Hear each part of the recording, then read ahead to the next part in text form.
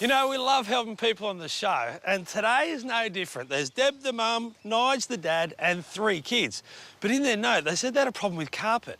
I swear it's not a job for me, but they promised me it is. Well, I can see the problem. Good morning, everyone. Good morning. Now, Deb, you sent me a letter and you said you had a problem. I did. What were you thinking? I know, carpet tiles, but it's a cricket pitch and the kids use it and it's a busy little path. What can I say? Well, I've heard about laying out the welcome mat, but that's ridiculous. The best thing about it is removal won't take me very long, but I don't think I'll be filling a skip bin. You're obviously busy with the kids today, so I'll get busy with the path and the garden, and hopefully the 2 can meet this afternoon. Fantastic. What we're going to replace it with is a nice wide path. A garden down this side to separate the path from the driveway, and fix up the lawn on this side. It's important when you're marking out to be square to something, but you might go square off a fence, or in this case, square off the retaining wall. Rule of thumb, pick something as your guide and stick to it for the whole job. Otherwise, things end up going in all different directions. Even though the carpet tiles came out nice and easy, we still need to do a bit of lifting. So we're going to take out about 100 mil to allow for our paver, sand, and a bit of road base. Road base is probably the most important step to the job for the longevity of it. It works a little bit like the footings does to a house. You could go without them, and day one the house looks great, but eventually it's going to start to move, and it's the same for your pavers. So putting down a nice thick coverage of this, somewhere between about 70 to 150 mils, and then hitting with a whacker is a great footing for your pavers.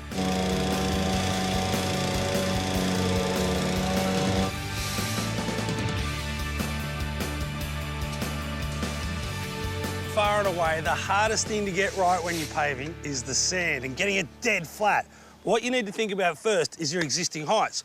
I've got the step to the house there, which I need to make sure is equal to all the other ones, and I need to be flush with the top of this step. And the easiest way to get it nice and flush is grab one of your pavers that you're going to lay down, put it in line with the paver, and just slide it up and down, creating a bit of a channel until they're both flush.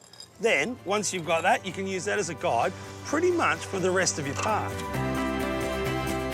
After you got your heights right, you've got to get the bulk out of the middle. And it'll end up as flat as a bowling green. We're going for a classic paving style. A header course around the outside with the paving laid in a stretcher bomb pattern. No matter how good you get at paving, you're still going to have an end where you're going to have to put cuts in it, and it's not going to look as great as like the end up there where he started. And this is it. If I have a look at my header, it doesn't fit here. So what you do is you put a couple down on the sand so that the one you put over the top sits nice and flat. Do that at both ends of any straight line you need to cut, and then using a straight edge, you line the 2 up, take them away, and cut what you've already laid. Now, you cut the body and not the header course. You notice it in the header, but you don't note it in the body.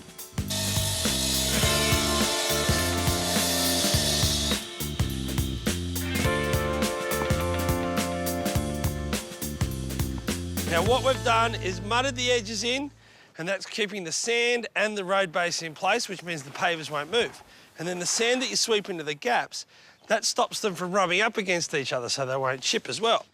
Now, don't worry if day one that it's still got a bit of sand floating around. You want that, because over time, the sand dries out, it falls into the gaps, and fills them all up nice. Full gaps mean no weeds. With the straight path and the driveway next to it, it'd be pretty easy to go formal here and put a hedge in. But what we've done is gone for colour, foliage and textural contrasts just to make it a little bit more interesting. We've got lamandra, which has got a tiny thin little leaf and it's sort of a grey-green colour. We've got flax, which is a kiwi, and it's a nice burgundy.